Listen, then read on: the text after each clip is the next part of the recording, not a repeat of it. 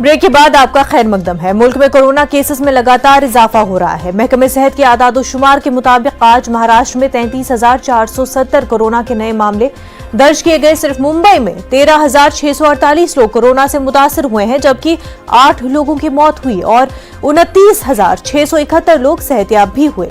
महाराष्ट्र में ओमिक्रॉन के 1247 मामले दर्ज किए गए। मगरबी बंगाल में 19,286 कोरोना के नए मामले सामने आए हैं। 8,187 लोगों ने कोरोना को मात दी है। 16 लोगों की मौत हो गई है।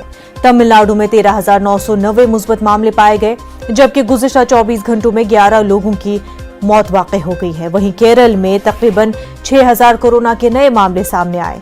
कोरोना से हिफाजत के लिए एहतियाती इक़दामात इख्तियार करने की हुकूमत की जानिब से लगातार अपील की जा रही है।